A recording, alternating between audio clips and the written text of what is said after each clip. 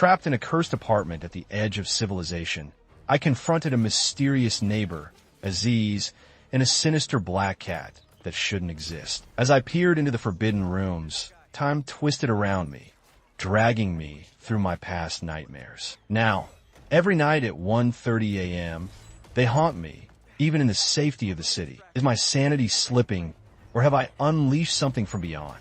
Brace yourself for a tale that blurs the line between madness and the supernatural. Watch this terrifying story, if you dare.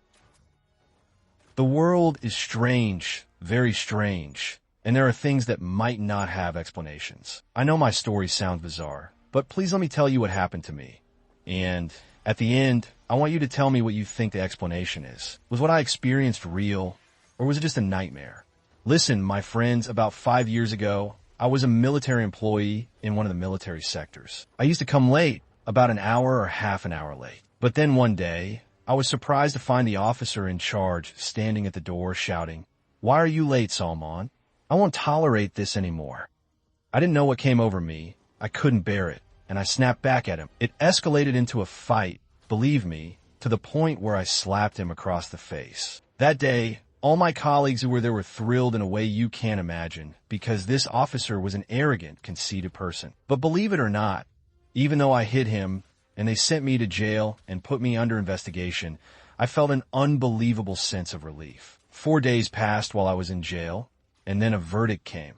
They were transferring me to another region, a border area. Oh man, I felt so frustrated. I couldn't believe that I, a worker in the capital, close to my family's house, was now being sent somewhere else. Thank God I wasn't married and didn't have kids, or it would have been an even bigger disaster. Anyway, I packed my stuff, and I was looking at the officer who was smirking with a smug yellow smile, as if he was saying, "Good, you deserve it. I made sure they transferred you." But I smiled back at him and said, "Oh, Salman, when you hit one of these cowards and then they treat you like a man and send you to a place where only real men go." I left, and my colleagues were laughing, while that officer was fuming, absolutely livid. I went back to our house, got ready, took a flight, and headed to that city, which was about 1,200 kilometers away from the capital. When I got there, folks, I felt like I had gone back 40 years in time. This border city was so simple. The people were very modest, and life was completely different from the capital, like 180 degrees different. I started asking around until people directed me to an old building that seemed like its owner had started renovating it. I got there, found an office, and they gave me the number of a guy named Abu Marwan. I called him about the apartment, and he said, "No problem. The 2 apartments downstairs are occupied by teachers, and there are 2 upstairs. Take the keys, and whichever one you like, I don't mind." So I went to the building, climbed to the 2nd floor, and found the 2 apartments. One was number 3, and the other was number 4. I said, "Let me check number 3 first." I opened it and found it perfect for me. 2 rooms, a small living room, a bathroom, and a kitchen. But for some reason, I was curious to see apartment number 4. I tried to open it, but the key wouldn't work. I tried once, twice, 3 times, and the key just wouldn't turn. But I was stubborn and said, "I have to see it. I have to see it," even though it felt like the door was refusing to open, like a message from God. But I insisted, kept trying, and finally the door opened. As soon as it opened, I felt a strange sensation. This apartment wasn't like number 3. When I opened number 3, I felt a cool breeze inside, but this one felt hot, stuffy, and oppressive. I walked in and started feeling an odd tightness in my chest. I looked around. The rooms were normal, same layout as number 3. I quickly left and locked the door. But as soon as I locked it, I swear, when I turned around, I caught a glimpse of something. It was like I saw a person, maybe a child, running in the room, even though the rooms were empty, just bare tiles, no furniture. Shocked, I went back inside the apartment to make sure if what I saw was real or just my imagination. When I reached the room, I was horrified by a terrifying sight.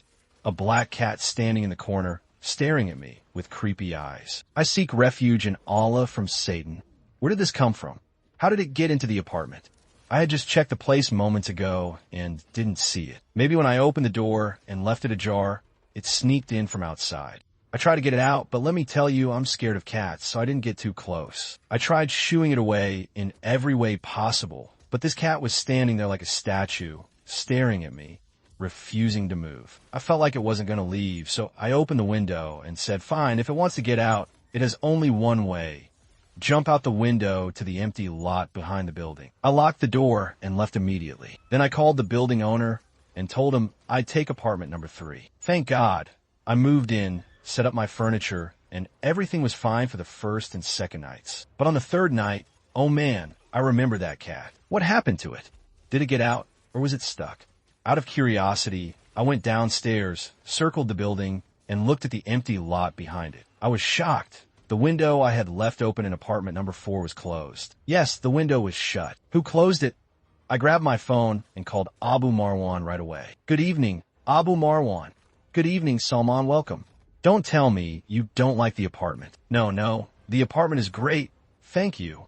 But I have a question. After I returned the keys to you, did anyone come and enter apartment number 4? No one came at all. Why? Is there a tenant? No. I'm just asking who opened the apartment. Son, the keys are with me. No one entered after you. Absolutely no one. Are you sure, Abu Marwan? I'm telling you, no one came. Do you need anything? Goodbye. I hung up, and honestly, I started feeling anxious. What's the deal with this cat? Where is it? Who closed the window? What's going on? Oh no, don't tell me I caused something to happen to it. What if the cat died in the apartment? God forbid. The best thing to do was to wait until morning and go to the real estate office nearby, where Abu Marwan keeps the keys. I wanted to check if the key was still there. The next day, as I was heading to the office, I was shocked to see something strange. The door to apartment number 4 was open. I got closer and was stunned to see a man standing there, looking odd. He stared at me and said, "Yes, brother, what's up? Peace be upon you. Peace be upon you. What's the matter?" Standing at the door. Oh, nothing. Just that this apartment was empty. Yeah, it was empty, but I rented it today. I'm your new neighbor. My neighbor? Yes, my name's Aziz. Welcome, Aziz. Come in. Let me make you some coffee. No, I just got here, set up my stuff, and I'm exhausted with a headache. I need to rest. Let's do it another time. You invite me, or I invite you. Goodbye. The man went inside and slammed the door without even acknowledging me. Honestly, I felt uneasy. Could it be he didn't see the cat? No. The cat must have gotten out, or he would have said something. He would have at least mentioned cleaning up and finding a dead cat. Thank God. But I was still worried and wanted to be sure the cat was gone. I knocked on the door again, and the man opened it, looking at me, saying, "Brother, what's your deal?" "Sorry, Aziz, I just have a question. When you moved in, did you find a black cat in the room on the right?" "A black cat? Are you crazy or what?" "I didn't find anything. Let me rest. Got it." And he slammed the door again. Thank God. At least I was reassured that the cat was gone. It must have gotten out, though I don't know how. But imagine this, that same night, around 1 a.m., as I was getting ready to sleep, I started hearing strange noises. Laughter, children's voices, and women's voices coming from the apartment next door. What's going on? This is supposed to be a bachelor's apartment. Yes, the 2 apartments downstairs have teachers, but I've never met them because they leave after me. I leave at dawn, and they don't go out until 7 a.m., and they're back by noon, while I don't return until 3 p.m. before the afternoon prayer. So we've never crossed paths. But this new neighbor, what's his deal? What's with these voices? Could he have tricked the building owner, saying he's a bachelor living alone, but brought his wife and kids? Honestly, he seemed like a poor guy, so let him be. I'll pretend I didn't hear anything. For about 2 days, I didn't see this neighbor at all. But one night, as I was going out to grab dinner, I ran into the real estate office guy who gave me the keys the first night I arrived. I said, "Hey, Abu Msaad, how's it going?" "Welcome, Salman. How's the apartment? Everything okay?" I don't know what to say, but I have a question. The tenant next to me, how much did you rent the apartment to him for? Tenant? You mean apartment number 4? How much did we rent it for? Yeah, number 4. God willing, we'll find a tenant and make some profit, and our friend Abu Marwan, the building owner, will be happy. Abu Msaad, are you joking? There's a guy in the apartment next to me. He's been there for about 3 days. I met him. Sure, he's a bit grumpy, and between you and me, he did something else. I thought maybe you made a deal with him without Abu Marwan knowing. What deal? This guy apparently brought his wife and kids. Wife and kids? Brother, are you crazy? This building is for bachelors only. There's no one in that apartment. I swear. You don't believe me? Come with me. Imagine this. The guy went to the office, grabbed the key, and said, Don't drive me crazy, Salman. Here's the key to apartment number 4, right here with me. If Abu Marwan hears this, he'll think I'm renting to people behind his back. Come on, let's check the apartment. We went up, and I said, wait, where are you going? You're gonna open the door? There's a woman in there. What woman? The place is empty. Hold on, let's ring the bell. We rang the bell once, twice, 3 times, but no one answered. The real estate guy put the key in, and the door opened immediately, unlike the first night when I struggled for a minute to open it. Honestly, I was standing there, and the real estate guy went in. I was laughing, thinking about the scene that was about to unfold. The grumpy guy was going to grab him and give him a beating. But then I was shocked when Abu Msaad started saying, Salman, Salman, you dragged me from the other side of the world to mess with me. Mess with you? Why, Abu Msaad? Brother, come in, the apartment is empty. I went in, and indeed, the apartment was empty, just like the first night I saw it. Even the window I had opened for the cat to get out was still open. What's going on, folks? What's happening? We checked the apartment, and when we left, Abu Msaad was upset, saying, oh, Salman, I respect and appreciate you, but this stunt you pulled, I didn't like it. You dragged me here and scared me, but it's good you brought me. So you're here if Abu Marwan says anything. I'd be scared if you told him something. No, I didn't tell anyone anything. Imagine that night passed, and around midnight, the same thing happened again. I started hearing laughter, women's voices, and children's voices coming from apartment number 4. I got up, went out of my apartment, and stood by the door. The sounds were clear this time. I mustered up the courage, knocked on the door, and was shocked when it opened. The same man, the one who said his name was Aziz, was staring at me, saying, brother, are you crazy? What do you want? Good evening. May your evening be cursed. What do you want? Aziz, I just have a question. How did you rent this apartment? None of your business. What do you want from me? Listen, Aziz, what's going on? What's wrong with you? Are you scared? Come in, Salman. How do you know my name? Come in. I heard you today with the real estate guy. By the way, that real estate guy is my friend, and he pulled a prank on you today, so you wouldn't tell the building owner. Come in. I'll tell you everything. At that moment, I don't know what came over me, but I went inside. As soon as I entered, I was shocked. The lights were off, and there was only a red glow coming from one of the rooms, like the lights they use in operating rooms or photo development rooms. Dim, creepy red light. I walked in, and suddenly the door slammed shut. I turned around and said, look, Aziz, but I was stunned to see that Aziz, who was behind me just a second ago, was gone. I seek refuge in Allah from Satan. What's happening? I tried to open the door once, twice, 3 times, but it wouldn't budge. Then I saw Aziz standing at the door of the room with the red light, saying, come on, you coward, come in. The tea is ready. Aziz, for God's sake, I want to leave. Leave? How? Come here, don't be scared. Imagine this. As soon as I entered the room, I was shocked to find it was a hallway. I started walking through it, seeing Aziz ahead of me. But when the hallway ended, I found myself in a school. The school where I studied in elementary, the one I attended years ago. I'm 28 now, so I went back 20 or 21 years to that school. Yes, this was my school, but it was nighttime. What's going on?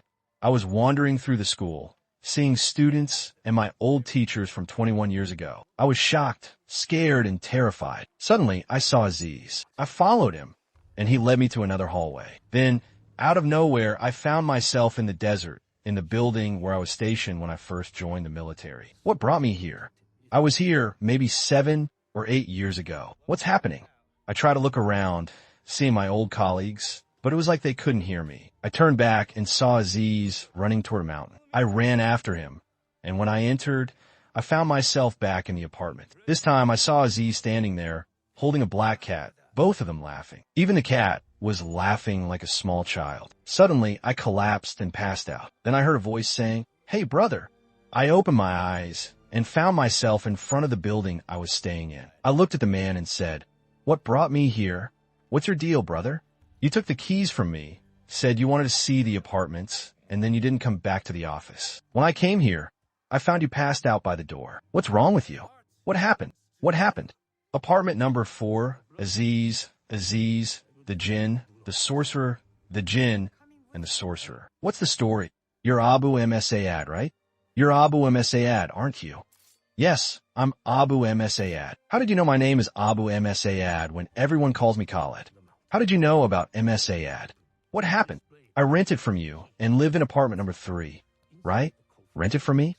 Son, you've been here for 2 hours. You took the keys, said you wanted to see the 2 apartments upstairs, and now what happened to you? You seem drunk or high. Thank God I didn't rent to you, or the building owner would have caused a disaster. The building owner, Abu Marwan, right? His name is Abu Marwan. What's your deal? How do you know Abu Marwan? The building owner has been in jail for 4 years, and no one calls him anything but Abdul Latif. How did you know he's Abu Marwan? I spoke to him. I called him. This is his number, right? Folks, the real estate guy was shocked because the number I gave him was indeed the building owner's number. But that number had been disconnected for about 4 years since he was jailed. But I spoke to him. I lived in the apartment, and I saw this Aziz guy, who seems to be a sorcerer. No one believed me. I went back to the office, saying my furniture was upstairs. We went up with some people, opened apartment number 3. It was empty. We opened apartment number 4, also empty. We went downstairs, and I thought maybe I got it wrong. I said, open the apartments downstairs. Imagine, even the 2 apartments downstairs, which I thought had teachers, were empty. We opened both, and there was no one. They said this building is old and has never been lived in. I fled the city, saying, that's it. I don't want the military, the job, or anything. I went back to the capital to our house. This experience was terrifying, truly terrifying. Good news, I quit the job and got another one. I now work as a cashier in a market, and I'm at peace. But one night, as I was leaving the market around midnight, looking for a taxi to take me home, a taxi stopped by me, and the driver said, hey, Salman, wanting to take you. When I looked, folks, it was Aziz, the same Aziz I told you about from the apartment. And next to him, on the front seat, was a black cat, smiling. What's happening? What happened to me, folks? Am I crazy or what happened?